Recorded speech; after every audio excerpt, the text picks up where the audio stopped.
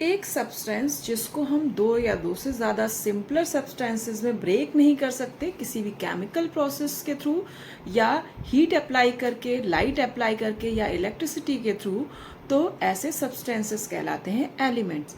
Elements वो substance हैं जो कि एक ही काइंड के एटम्स से मिलके बने होते हैं। और एटम्स क्या होते हैं? जो सबसे स्मॉलेस्ट पार्टिकल्स होते हैं एलिमेंट के, वो कहलाते हैं एटम्स। तो हेलो बच्चों, आज मैं लेके आई हूँ क्लास 8 का 4th चैप्टर मटेरियल्स, जिसको कि डिवाइड किया जाता है मेटल्स एंड नॉन मेटल्स में। तो चलिए शुरू करते हैं। प्रॉपर्टीज के बेसिस पे एलिमेंट्स को 2 ग्रुप्स में डिवाइड किया जा सकता है, मेटल्स एंड नॉन मेटल्स। और इनकी जो प्रॉपर्टीज होती हैं वो एकदम अपोजिट होती हैं। तो अगर हम लोग बात करें मेटल्स की, तो ये जनरली मैलिएबल होते हैं, डक्टाइल होते हैं और ये बहुत ही अच्छे कंडक्टर होते हैं हीट और इलेक्ट्रिसिटी के। इनमें शाइन होता है, लस्टर होता है और ये यूजुअली हार्ड और स्ट्रॉन्ग होते हैं। उसी के अपोजिट अगर नॉन मेटल्स की बात करें, तो नॉन मेटल्स क्या होते हैं? ये तो ना तो डक्टाइल होते हैं, ना मैलेबल होते हैं, उल्टा ये ब्रिटल होते हैं और ये हीट और इलेक्ट्रिसिटी को कंडक्ट नहीं करते हैं। और इनका जो अपीयरेंस होता है वो डल होता है, ये लस्ट्रस या शाइनी नहीं होते हैं। और अगर इनके एग्जाम्पल्स की बात करें तो मेटल्स के एग्जाम्पल्स हैं zinc, silver, gold, platinum, aluminium, copper, iron, chromium, sodium, potassium, magnesium, निकल, कोबाल्ट। इसी तरीके से 92 नेचुरली अकरिंग एलिमेंट्स में से 70 एलिमेंट्स मेटल्स हैं।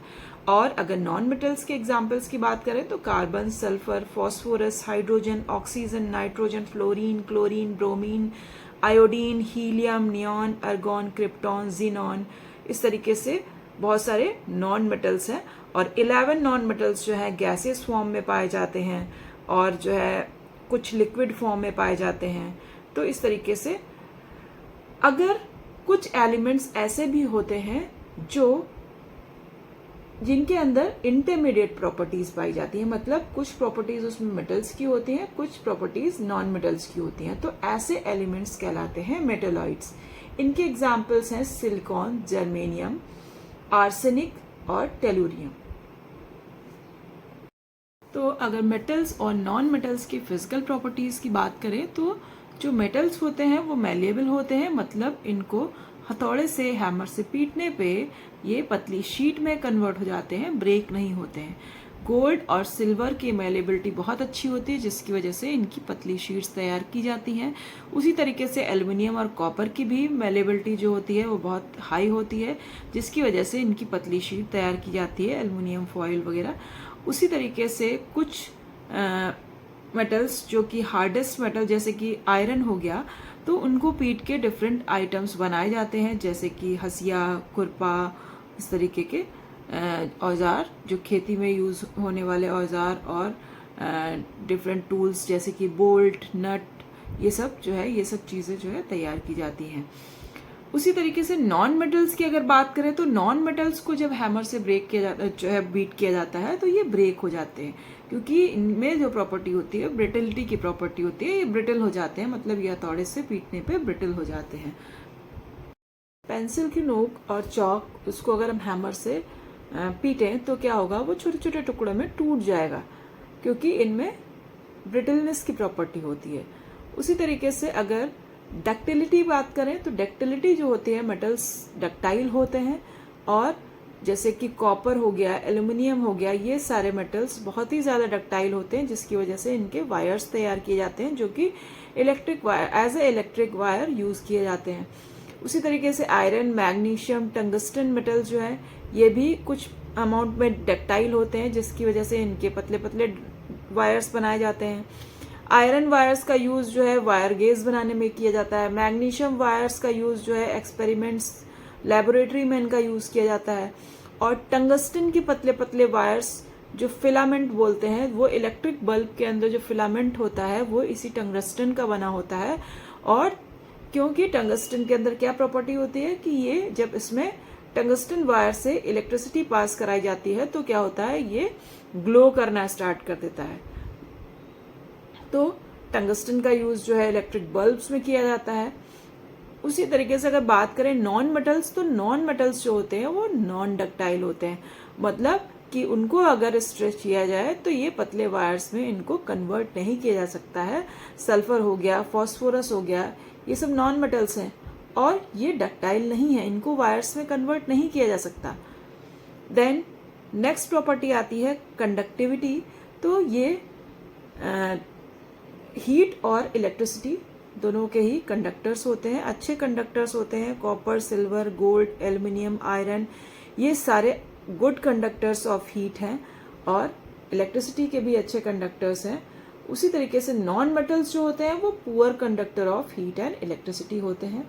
जो मेटल्स होते हैं उनमें लस्टर पाया जाता है, चमक पाई जाती है और अलग अलग मेटल्स के अंदर अलग अलग तरह की चमक होती है। जैसे अगर सोने की बात करें तो वो येलोइश शाइन उसमें होता है, चांदी की बात करें तो इसमें व्हाइटिश शाइन होता है, व्हाइट लस्टर होता है। उसी तरीके से कॉपर का जो शेड है वो अलग है।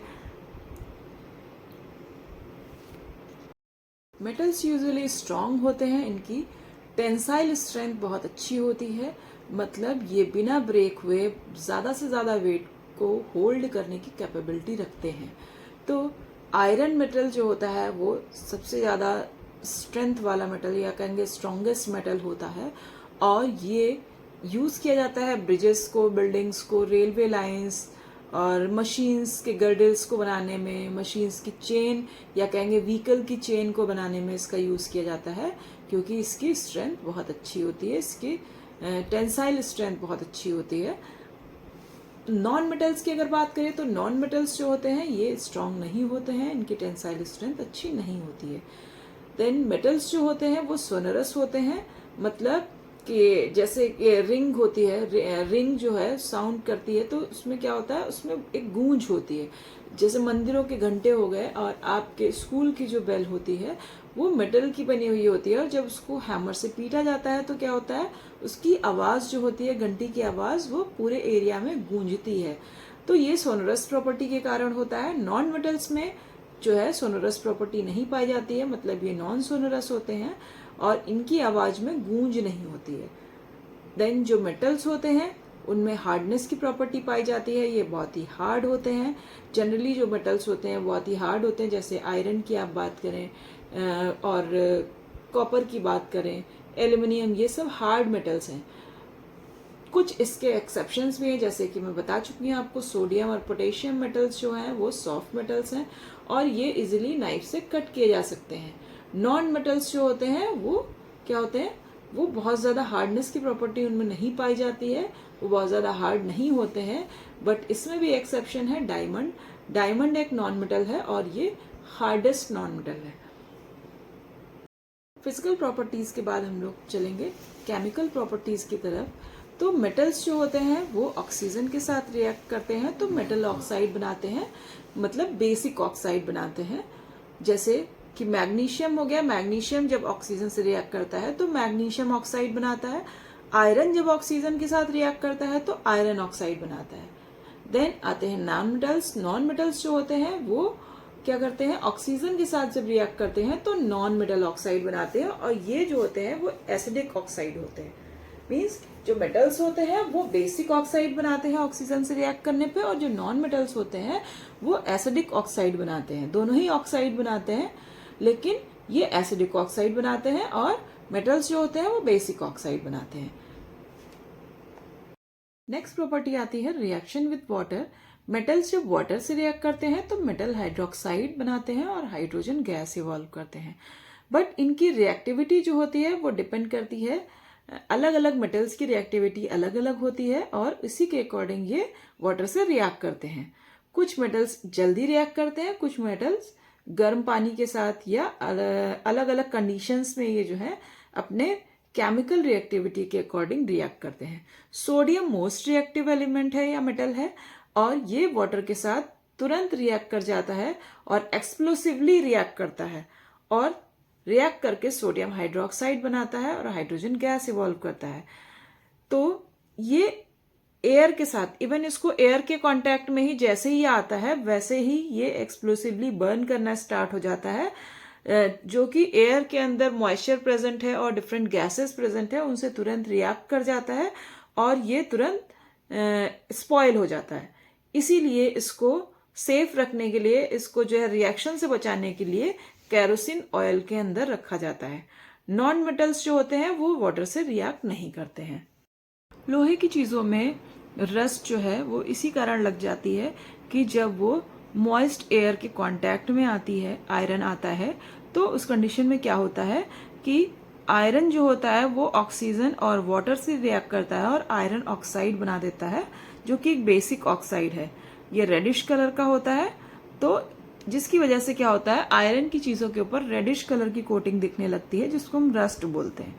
उसी तरीके से अगर कॉपर में भी रस्ट लगता है, कॉपर में जो रस्ट लगता है वो ग्रीनिश कोटिंग होती है, तो उसमें क्या होता है, उसके रिएक्शन में कॉपर जो होता है वाटर, कार्बन डाइऑक्साइड और ऑक्सीजन से रिएक्ट करता है, तो उस कंडीशन में क्या होता है, कॉपर हाइड्रोक्साइड और कॉपर कार्बोनेट बनता है, जो कि ग्रीनिश कोटिंग बना देता है कॉपर की चीजों के ऊपर। मेटल्स एसिड से रिएक्ट करके सॉल्ट बनाते हैं और हाइड्रोजन गैस इवॉल्व करते हैं। जैसे कि मैग्नीशियम जब हाइड्रोक्लोरिक एसिड से रिएक्ट करता है तो मैग्नीशियम क्लोराइड बनाता है और हाइड्रोजन गैस इवॉल्व करता है।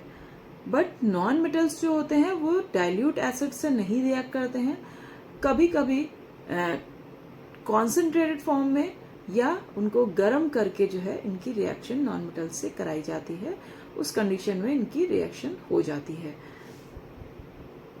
Reaction with basis, metals basis से रिएक्शन करके सॉल्ट फॉर्म करते हैं और हाइड्रोजन गैस इवॉल्व करते हैं।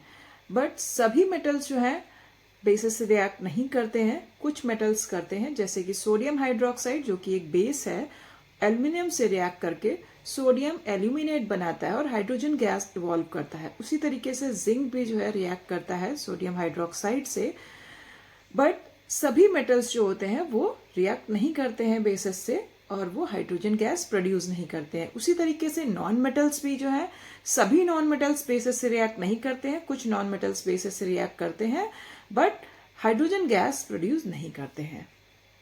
अभी रिएक्शन विद वाटर में हम लोगों ने केमिकल रिएक्टिविटी की बात की थी, तो उसी को हम लोग डिस्कस करेंगे कि रिएक्टिविटी सीरीज ऑफ मेटल्स क्या होती है। तो सबसे ज्यादा जो रिएक्टिव मेटल होता है वो पोटेशियम होता है, देन उसके बाद आता है sodium, then calcium, then magnesium, then aluminium.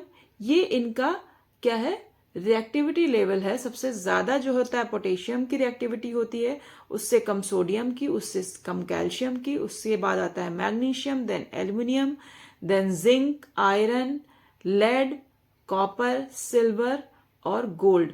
Least reactive metal जो होता है वो गोल्ड होता है। तो इसी रिएक्टिविटी सीरीज के अकॉर्डिंग जो है हम रिएक्टिविटी लेवल पता कर सकते हैं कि किस एलिमेंट की केमिकल रिएक्टिविटी ज्यादा है और किसकी कम है और किससे ज्यादा है, किससे कम है।